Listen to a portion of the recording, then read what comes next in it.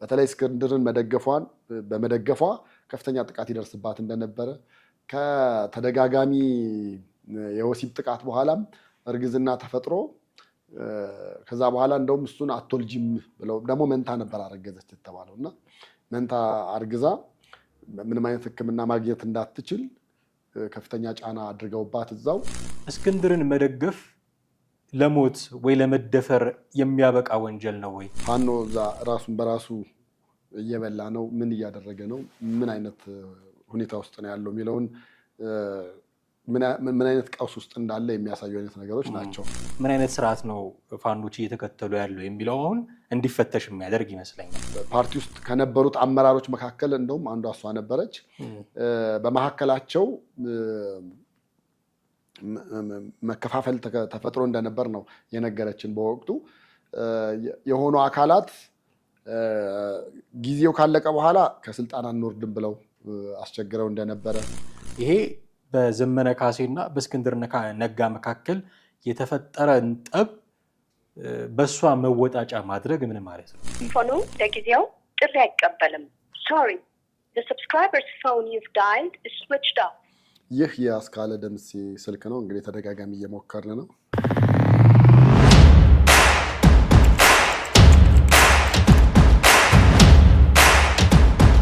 ሰላም እንዴት አላችሁ? ውድ ቤተሰቦቻችን ይህ ዘኢትዮጵያ የዩቲዩብ ቻናላችን ነው። ቴዎድሮስ ካሳና ማህደገፋ በወቅታዊ ፕሮግራማችን ወደ እናንተ ተመልሰን መተናል። የዛሬ ርዕሰ ጉዳያችን አስካለ ደምሌ ነች።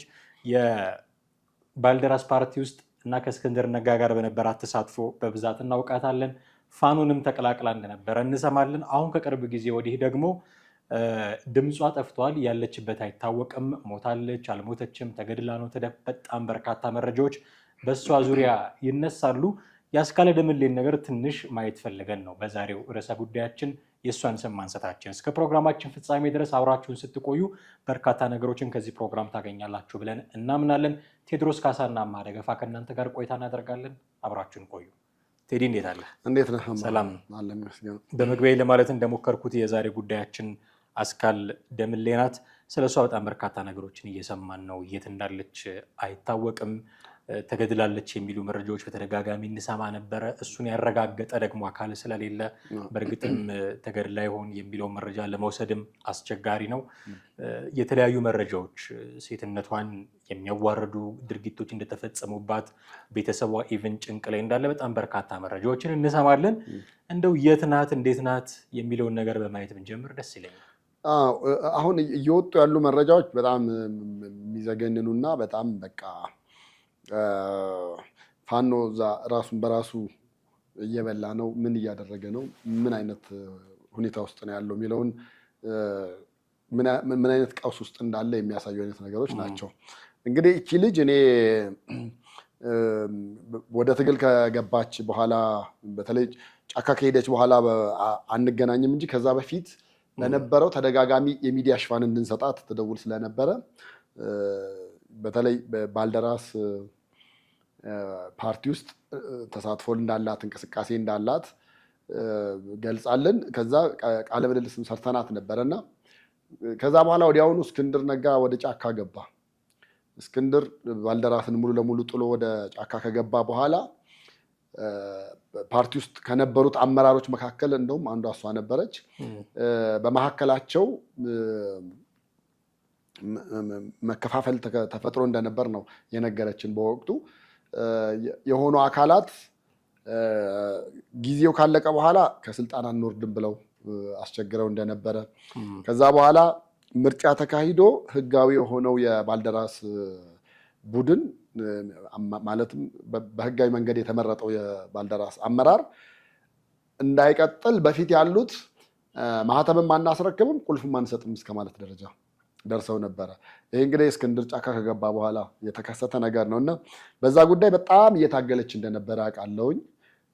ከዛ በኋላ የተወሰነ ማህበራዊ ሚዲያዎች ላይ ደግሞ ሳይ ከሰላማዊ ትግል ወጥታ ወደ ትጥቅ ትግል ውስጥ እንደገባች ሰማሁኝ።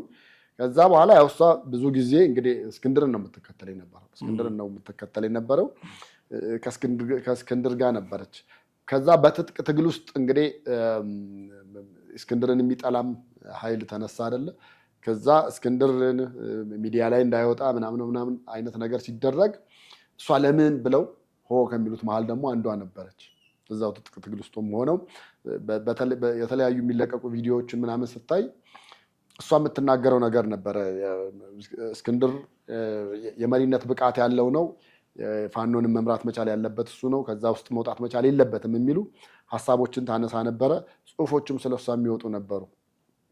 ከተወሰነ ጊዜ በኋላ ግን የት እንደገባች ጠፋ፣ ድምጿ ጠፋ፣ ስለሷ የሚባለውም ነገር ለረጅም ጊዜ ጠፋ። እንግዲህ አሁን ሰሞኑን የሰማነው ነገር ከቤተሰቦቿ ወገን ነው። እሷ ለነፃነት ትግል ብላ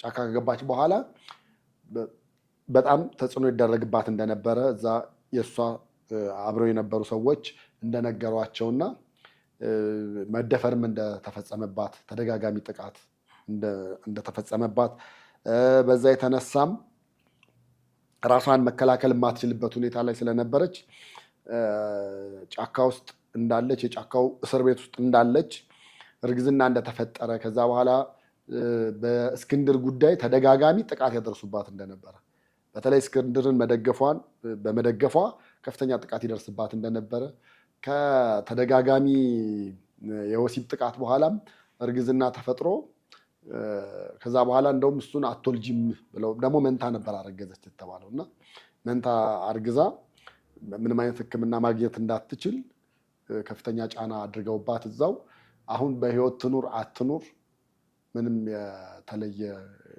የወጡ ነገሮች የሉም። አብላጫው የሚያመዝነው እንደውም በህይወት መኖሯ እንጠራጠራለን የሚል አይነት ነገር ነው። ነገር ግን በህይወት መኖሯ ያጠራጥራል የሚል ነው እና ያለችበት የምታውቁ እንደውም ድምፅ ሁኑን የት ገለዋትም ከሆነ እንወቀው፣ አልገደሏትም እንደሆነ ደግሞ ይልቀቋትና መታ ወደ ቀድሞ ጤንነቷ ሕክምናዋን እየተከታተለች ብትመልስ ጥሩ ነው የሚሉ መረጃዎች ነው። በዛ ምክንያት ነው እንደውም መግቢያችን ላይ ስልኳንም ሞክሬ ነበር። በፊት የድሮ የምትጠቀምበት ስልክ ላይ ነበር የሞከርኩት። ዝግ ነው የሚለው ስልኩም ራሱ። ፎኑ ለጊዜው ጥሪ አይቀበልም። ሶሪ the subscriber's phone you've dialed is switched off። ይህ የአስካለ ደምሴ ስልክ ነው። እንግዲህ ተደጋጋሚ እየሞከርን ነው። ስልኳ አይሰራም ማለት ነው። ከዚህ ቀደም ቃለ ምልልስ በሌላ ቻናል ላይ ሰርተናት ነበር እና እንግዲህ ቢያንስ እሱን አሁን ሰሞኑን እየተወራ ስላለው ነገር እውነት ነው ምንድን ነው የሚለውን ነገር ምናልባት ወይ ከሷ ወይ ከቤተሰቦቿ ለመጠየቅ የተደረገ ሙከራ ነበር። ስለዚህ ይሄ ሁኔታ ነው እንግዲህ አለ ወጣ የተባለው ስለ አስካለ ደምሌ ማለት ነው። አሁን እንደውም አንተ እንዳልከው ተመልካቾቻችንም እንዳዩት ሙከራ ስታደርግ ነበር የስልክ መስመሯ ላይ እና አይነሳም ሳይሆን አይጠራምም ጭምር። ስለዚህ በህይወት አልኖረችም ከሆነም ስልኳ ዝግ ነው። በማን እጅ ላይ እንዳለ እንኳን ሌላ የሚያነሳው ሰው እንኳን ሌላ የሚከፍተው የሚጠቀምበት ሰው እንኳን እንደሌለም ጭምር ነው የሚያሳዩ። ያለችበትን ሁኔታ ማወቅ ለቤተሰቦቿ አይ ቲንክ ለልባቸውም እረፍት ነው የሚሆነው። ምንም ሊሆን ይችላል የፖለቲካ አቋሟ፣ ምንም ሊሆን ይችላል ትግል ውስጥ ያላት አቋም፣ ግን ቤተሰቦቿ አትሊስት ያለችበትን ነገር የማወቅ መብቱም ጭምር አላቸው እና ይህንን ነገር ማን ነው ኃላፊነቱን የሚወስዱ? አሁን የመከላከያ ሰራዊት አባል ምናምን ሆና ቢሆን የምትጠይቀው አካል አለ፣ አድራሻ ያለው ይሄ ጉዳይ የሚመለከተው አካል አለ። የነበረችበት የትግል ስራ ውስጥ ግን እከሌን ሄጄ ልጠይቅ የምትለው አካል አይደለም፣ አድራሻ ያለው አካል አይደለም። ሄጄ ስለሷ ልጠይቅ ብትል በህይወትህም ተወራርደህ ጭምር ነው የሚሆነው። ምናልባት ይህንን ሁሉ ነገር እንዴት ያስተናግዱታል ቤተሰቦቿ? በጣም አሳሳቢ ነገር ነው የሚሆነው። ምክንያቱም የወለደ ነው የሚያውቀው መቼም የልጅን ነገር እና ቤተሰቦቿ በጣም ጭንቅ ውስጥ ናቸው። እንዴት በምን ሁኔታ ላይ እንዳለች አይታወቅም። ግን መሀል ላይ ስታነሳ ከነበራቸው ነገሮች ቴዲ እስክንድርን በመደግፏ ምክንያት ነው እንዲህ አይነት ነገሮች የደረሱባት የሚል ነገርም ስታነሳ ነበረ። በእርግጥ ከትጥቅ ትግል ከመግባቷን በፊት ባልደራስ ውስጥ ከእስክንድር ጋር አብራ ትሰራ የነበረች ስም ያላት አንተም እንዳልከው በኢንተርቪውም ጭምር የሚዲያ ሽፋኖች ይደረጉላት የነበረች ሴት ናት እና እስክንድርን መደገፍ ለሞት ወይ ለመደፈር የሚያበቃ ወንጀል ነው ወይ?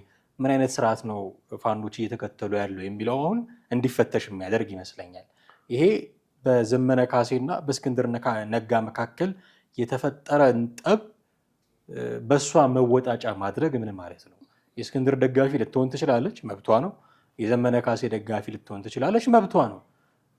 ከተማ ውስጥ ያለ ሰው የኢዜማ ደጋፊ መሆን መብቱ ነው። የብልጽግና ደጋፊ መሆን መብቱ እንደሆነ ሁሉ እንግዲህ እዛ ጫካ ውስጥም የከሌ ከሌ መባባሉ ስላለ መከፋፈሉ፣ ይሄ የሚያሳየው መከፋፈላቸውን ነው። እሱ ስላለ አይኔ የከሌ የሚያራምደው አቋም ነው የሚመቸኝ፣ እሱ የሚያራምደው አቋምን ነው የምከተለው ማለት መብቷ ነው። ኦኬ እንደዚህ ከሆነ አቋምሽ ከኛ ጋር አትታገይም ብሎ ማለት አንድ ነገር ነው። ከኛ ስብስብ ውጪ የሚመለከተሽ ጋር ሂጂ ማለት አንድ ነገር ነው። ቅድም ባነሳኸው ልክ በሚዘገንን መልኩ ተደፍራ የጫካ እስር ቤት ውስጥ እርግዝና እስኪፈጠርባት ድረስ ተደጋጋሚ መደፈር ደርሶባት አሁን በህይወት ትኑር አትኑር በማይታወቅበት ደረጃ እስከ ማድረስ የደረሰው ለዚህ ደግሞ ወንጀሉን የተጠቀሰው የእስክንድር ደጋፊ መሆኗ ነው የሚለው የጫካ ውስጥ እንዴት ባለ ስርዓት ነው እነዚህ ሰዎች እየተመሩ ያለውን የሚለው የሚያሳይ ይመስለኛል። እኔ አሁን ይኸውልህ ፋኖ ዲሞክራት ነው ብትለኝ በምንም ተአምር ማኔጅመንቱ ጋርም እንደዛ አይነት ነገር አታይም። እንቅስቃሴው ላይም እንደዛ አታይም። በአማራ ስም የነበረ የተጀመረ ትግል ነው። ያን ጊዜ በጀመሩበት አስተሳሰብና አመለካከት ቀጥለው ቢሆን ኖሮ እስካሁን ቢያንስ የሆነ ቦታ መድረስ መቻል ነበረባቸው። ነገር ግን እያየን ያለነው ጭራሽ በመካከላቸው ያለውን መከፋፈል ነው። እስክንድር ከነሱ ጋር መሆኑ ለነሱ ፓወር ሊሆናቸው ሲገባ፣ እስክንድር ከነሱ ጋር መሆኑ በተለይ ከውጭ በሚኖረው የዲፕሎማሲ ግንኙነት በጣም ብዙ ነገሮችን ሊሸፍንላቸው የሚችል ከብዙዎቹ ጋር ግንኙነት ያለው ሰው ሆኖ እውቅናም ሰጥተው በጣም ጥሩ ነገር ሊያደርግ የሚችል በጣም ጥሩ ደጀን ሊሆን የሚችል በጣም ጥሩ አመራር ሊሆን የሚችልን ሰው ወደ ሚዲያ እንዳይቀርብ እኮ ነው ያደረጉት። ፍጹም ወደ ሚዲያ እንዳይቀርብ፣ ስለሱ ፍጹምም እንዳይሰማ። እንደውም ጭራሽ ስሙ ሲጠራም ደስተኞች የሚሆኑ አይመስለኝም። በተለይ የዘመነ ካሴ ደጋፊዎቹ እንደዛ አይነት ነገር ነው እየታየ ያለው ፋኖ ውስጥ እና እስክንድርን ጭራሽ በቃ ያለበት ጫካ ውስጥ አሁን የእሱም ደህንነት ያሰጋኛል፣ ያሳስበኛል የሚል ፕሮግራም በቀጣይ መስራታችን የማይቀር ነው። ምክንያቱም ምን ያህል ጊዜ የሆነዋል እሱ ፍሮንት መጥቶ ከተናገረ ስለ ትግሉም ይሁን እሱ ስላለበትም ሁኔታ ይሁን ምንም እድል ራሱ አልተሰጠውም ማለት ነው በዛ ልክ። ስለዚህ በአንድ በኩል እሱንም የቁም እስረኛ አድርገውታል ማለት ነው። የቁም እስረኛ ስትሆን ነው ወጥተህ ሚዲያ ላይ መናገር እንዳትችል፣ ወጥተህ ለህዝቡ ትግሉ ያለበትን ሁኔታ እንዳትናገር እንዳታስረዳ። ባመኑበት ነው የገቡት እነሱ። በቃ የትጥቅ ትግል ያዋጣናል ብለው ገቡ። ወደ ሰላም ስለተመለሱት እንደው ወደ ሰላማዊ መንገድ ተመለሱ ስለተባሉት ሰዎችም እንኳን እኮ ሌሎቹ ናቸው ሲያወሩ የምንሰማው። ሊያወራ የሚገባው ግን እስክንድር ነበረ። አየህ ምን ያክል አሁን መካከላቸው ከፍተኛ የሆነ መለያየት እንዳለ፣ ከፍተኛ ችግር እንዳለ፣ ውጥረት እንዳለ የምታውቅባቸው መንገዶች ናቸው እንጂ ቢያንስ በዚህ ጉዳይ እንኳን እስክንድር ወጥቶ መናገር መቻል ነበረበት። አሁን በወራት ደረጃ ይቆጠራል። እርግጠኛ ነኝ እሱ ወጥቶ ተናገረ ከተባለ እንደዚህ አይነት የአሮጋንት ስራ የሚከናወንበት ሆነ የጫካው ንጉስ ሆነ እስከ መቼ ነው የምትቀጥለው? እስከ መቼም መቀጠል እኮ አትችልም። አሁን የጫካው ንጉስ ምን ብለው እዛ ጫካ ውስጥ ያሉት በአንዲት ስለ ሴቶች መብት ስለ እናቶች መብት ልታገል ብላ ቤተሰቧን ትታ እዚህ እኮ ብትሆን በቃ ቤተሰብ መስረታ ምን ብላ ቀዝቃዛ ውሃና ትኩስ እንጀራ እየበላች መኖር ትችላለች እንደ ማንኛውም ሰው። ነገር ግን ይሄንን ነገር ትግሉን እደግፋለሁ ብላ ከገባች በኋላ እሷ ላይ ደግሞ ተፈጸመ የተባለውን ነገር ነው የተሰማው። እጅግ በጣም ዘግናኝና የፋኖ ማንነት በዚህ ልክ ሜጀር የሚደረግ ከሆነ በዚህና እንደገና ከዚህ በፊትም ታስታውስ እንደሆነ የሆኑ ሴቶች ላይም እንደዚሁ ሰላዮች ናቸው ምናምን ነገር በሚልና ስታየው ይሄ አንደኛ የዲሞክራት መንገድ አይደለም። ሁለተኛ የትጥቅ ትግል ውስጥ እንደዚህ አይነት ነገር መኖር መቻል የለበትም። ቢያንስ እንኳን እኮ ከጎረቤታቸው መማር መቻል አለባቸው። ከህወሓት የህወሓት የትግል ሲስተም መጀመሪያ ይነግራል። ከሴት ጋር ምንም አይነት ግንኙነት እንዳይኖርህ ነው ሲጀመር የምትባለው። የራስ የሚባል ገንዘብ የለህም ነው፣ ለድርጅቱ ነው የምትሰጠው የምታስገባው። አሁን ግን እያየን ያለ ነው ምንድን ነው? አንዳንድ የፋኖ አባላት እኮ ሚሊዮነር ሆነዋል። አንድ አሮጌ ጥይት ይዘው ገብተው ከዛ በኋላ በጥይት ማሻሻጥ እንደገና የትግሉን በሚደግፉት በሚመጣው በዘረፋውን በምኑ ሚሊዮነር ሆነዋል። ሶ ይሄንን የትግል መንገድ እንዴት አይተህ ነው ለድል ይበቃል ብለህ ልትል የምትችለው? ሴቷ ላይ እንደዚህ ያደረጉ ሌላውን ቢያገኙ ምን ሊያደርጉ ይችላሉ ብለህ እንድታስብ ነው የሚያደርግ እና እጅግ በጣም አሳዛኝም ዘግናኝም ድርጊት ነው የተፈጸመው። ይሄ ደግሞ ከእስክንድር ጋር ያላቸውንም ጥላቻ ሙሉ ለሙሉ የሚያሳይ ማንጸባረቂያ ከዚህ ከአስካለ ደምለው የበለጠ የለም ብዬ ነው የማምነው። የአስካለ ደምለው ጉዳይን በተመለከተ የእስክንድር ዝምታ በራሱ አሁን ሊያነጋግር ይገባል። በእርግጥ አንተ እንዳልከው እጅ ሲሰጡ የምናያቸው ትልልቅ ሰዎች የእሱ ድርጅት ውስጥ አፋህድ አይ ቲንክ አልተሳሳትኩ እዛ ውስጥ የነበሩ ሰዎች ናቸው እና መጀመሪያ አካባቢ ማስረሻ ሰጤ እጅ የሰጠ ሰሞን ያኔ አሁን ያለው ድርጅታቸውም አልተመሰረተም ነበረ። እንደው ማስተባበያ ነገር መጀመሪያም ከኛ ጋር አልነበሩም እንደሚባሉት እንደ ሃይማኖተኞቹ ሰዎች ልክ እንደዛ አይነት ነገር ይናገር ነበረ። ከዛ በኋላ ግን ብዙም ሀሳብ ሲሰጥ አንሰማው። እኔ እንደውም ስለነሱ ከመናገሩ በላይ በዚች ሴት ምክንያት ወጥቶ ወደፊት መናገር ነበረበት የሚል አቋም ነው ያለኝ። ምክንያቱም እርምጃ ከተወሰደባትም ተወሰደባት የሚባለው ያለው የእሱ ደጋፊ ስለሆነች ጭምር ነው። እሱን ተከትላም ጭምር ነው እውነቱን ለመናገር ወደ ጫካ የገባችው። የባልደራስ መሪ እሱ ነበረ። ምኑንም ሳይናገር ጥሎ ነው የወጣው።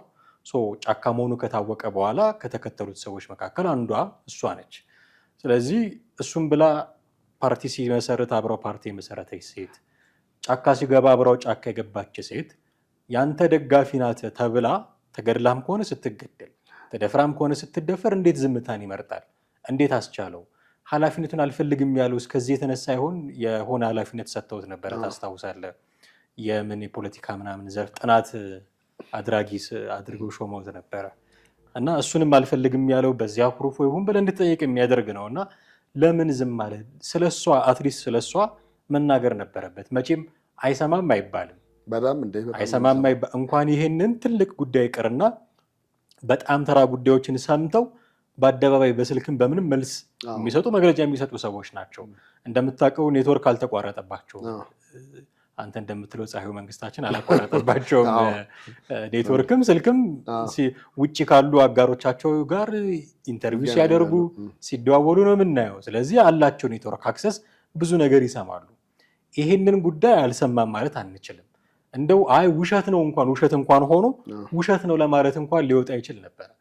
አለች በዚህ ምክንያት ትግሉ ተፈጥሮ ሆኖ ትግል ላይ ሆና ነው እንደዚህ ሊል ይችላል። ምክንያቱም ቅድም እንዳልኩት እሱን ብላ ፓርቲ ውስጥ የገባች እሱን ብላ ትግል ውስጥ የገባች ሴት ነች እና በሱ ምክንያት የእስክንድር ደጋፊ ነች ተብላ እንደዚህ አይነት ነገር ውስጥ ስትገባ እንዴት አስችሎት ዝም አለው? እስክንድር ነጋ ማለት የሰብአዊ መብት ተሟጋች የሚባል እኮ ሰው ነው አይደለ?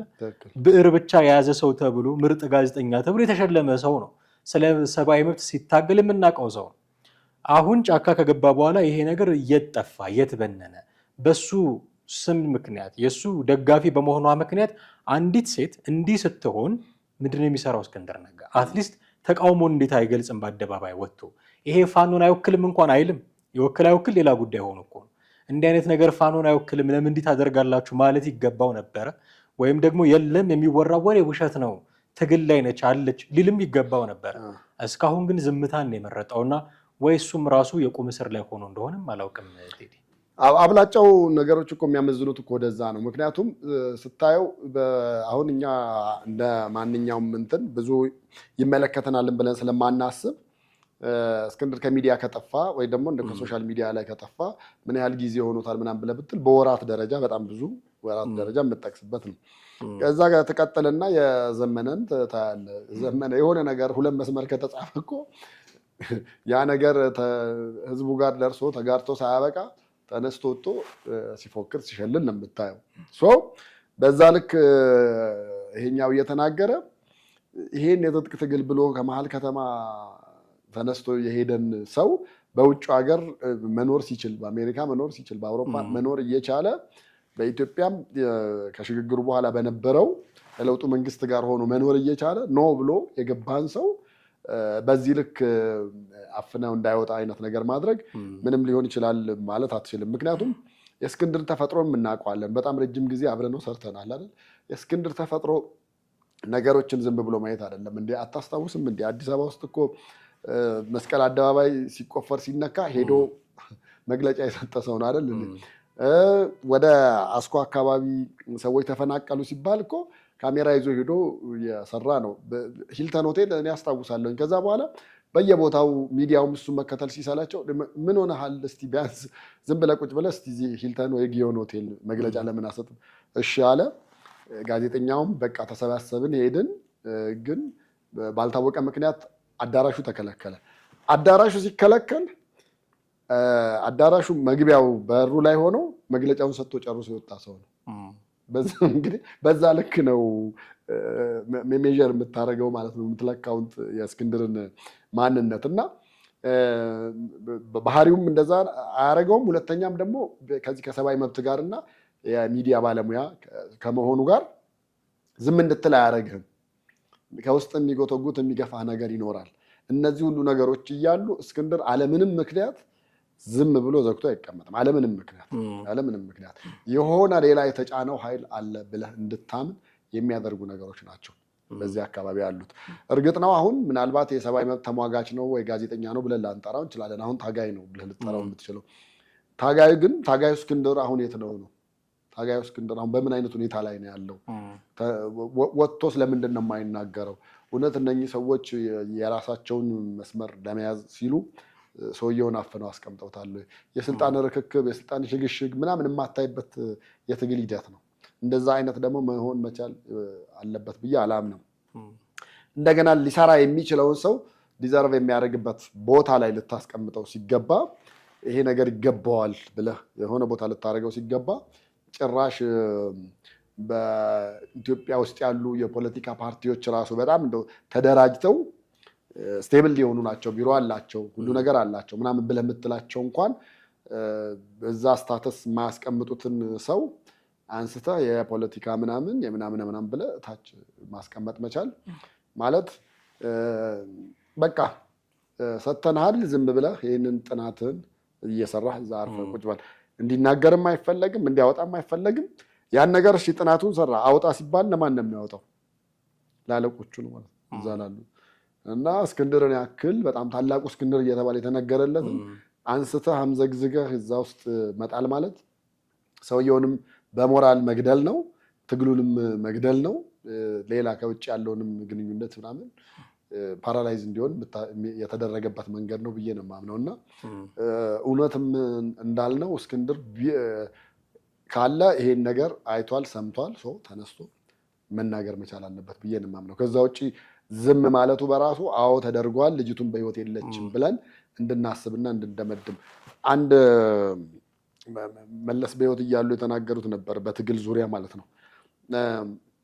አንድ ታጋይ ጠፋ ምናምን ከተባለ በቃ በህይወት ካለ መታየት አለበት፣ ከሌለ ደግሞ ተሰውቷል ብለን ነው የምንደመድመው ነው።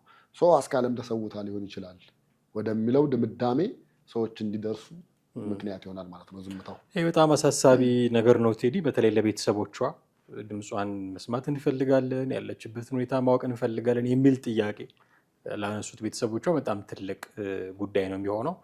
ከዛ ውጭ ትግል ውስጥ ያሉት ሌሎች ሴቶች፣ ሌሎች ታጋዮችም ጭምር ኦኬ እኛም እንዲህ አይነት እጣ ሊደርስብን ይችላል የሚል ስጋት ለእዛ እንዲህ አይነት ስጋት ላይ ሊወድቁ ይችላሉ። አንድ ነገር ብንሆን ከፊት ያሉት ሰዎች ወጥቶ የሚናገሩልን አይደሉም፣ በራሳቸው ሽኩቻ የተጠመዱ ሰዎች ናቸው የሚል አንደርስታንዲንግ እያዳበሩ መምጣታቸው መቼም የሚቀር አይደለም እና ራሱ እስክንድር ነጋም ሌሎች ይሄ ጉዳይ ይመለከታቸዋል የሚባሉ ሰዎች አትሊስት ያለችበትን ሁኔታ እንዳልነው ቅድም እርምጃም ተወስዶባት ከሆነ አግባብ እኔ አሁን እንዴት አድርገን ይሄን ኖርማላይዝ እንደምናደርገው ይጨንቀኛል። እውነቱን ለመናገር እንደው ያለችበትን ሁኔታ ቢያሳውቁ ብለህ ከማለፍ ውጭ ሌሎች የሚሰሙትን ነገሮች እየዘረዘር እንዲህም ተደርጋ ከሆነ ለማለት በጣም አስቸጋሪ ነው። በዚህ ጊዜ የጦርነቶች መብዛት፣ የግጭቶች መብዛት ግድያን ኖርማላይዝ እንድናደርገው እያደረጉን ነው ምናምን እና እንደውም አንዳንድ ጊዜ በጥይት ተመቶ መሞት ቅንጦት እስኪመስል ድረስ የሚዘገንን ሁኔታ የሚገደሉ ሰዎች ያሉበት ሀገር ጭምር እየሆነ ነው እና ሞትን፣ ግድያን ኖርማላይዝ እያደረግ ነው መጣን። እንደው ስም አለው ጠላት ምናምን ብለህ ወገኔን ሊገድል መጣ የምትለው ስም አለው። ሊገለኝ ሲመጣ ራሴን ተከላከልኩ ልትል አብረው እየታገሉ ከዚህ በፊት እንደምንለው አብረን እንሞታለን ብለው ጫካ ገብተው አብረው መኖር ያቃታቸው እርስ በርስ የሚገዳደሉ ሰዎች ሆኑ እና ደግሞ ለዚህ ምክንያታቸው የከሌ ደጋፊ ሆንሽ የሚል ምክንያት ነው ያነሱትና ለሌሎቹም ታጋዮች ስነልቦና መውደቅ ምክንያት ሊሆን ይችላል። ከቅርብ ጊዜ ወዲህ የምንሰማቸው መከፋፈሎች፣ አንዱ አንዱን አስተኳሽ እያሉ ስም መስጠቶች፣ እጅ የሚሰጡ ሰዎች መበርከት ምናምን የምናየው ምናልባት ከዚህም የተነሳ ሊሆን ይችላል የሚል ግምት አለኝ። ግን አትሊስት ለቤተሰቦቿ ሲባል ያለችበት እርም ማውጣትም ትልቅ ነገር ነው። እውነቱን ለመናገር እንደው ከዛሬ ነገ ትመጣለች ብሎ መጠበቁም ሰቀቀን ነው። እንደምታውቀው ብትመጣላቸው በህይወት ቢያገኟት እሱ ወደር የሌለው ደስታ ነው የሚፈጥረው። ግን እንደው ሞታም ከሆነ እርም ማውጣትም አንድ ነገር ነው። በማይመጣ ተስፋ ዝም ብሎ ተስፋ ሰንቆ ብቻ መቆየት ለእነሱም ጥሩ አይሆንም። ኑሮ አላቸው።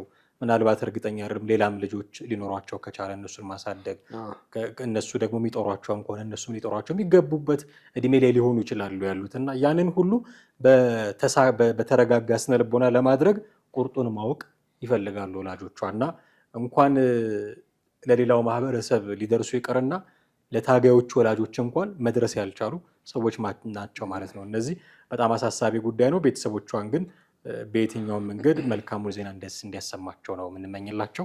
እጅግ አድርገን ያመሰግናለሁ ቴዲ። ውድ ቤተሰቦቻችን እናንተም ከኛ ጋር ነበራችሁ ቆይታ እጅግ አድርገን እናመሰግናችኋለን። የዛሬው ፕሮግራማችንን እዚህ ላይ እናበቃለን። ሀሳብ፣ አስተያየት፣ ጥያቄዎች ይኖሯችኋል በተለመደው መንገድ ከታች ባለው የሀሳብ መስጫ ሳጥን በኩል ልታደርሱን ትችላላችሁ። ቴዎድሮስ ካሳና አማሃ ደገፋ ነበርን። በሌላ ርዕሰ ጉዳይ በሚቀጥለው ክፍለ ጊዜ እንጠብቃችኋለን። ጤና ይስጥልኝ።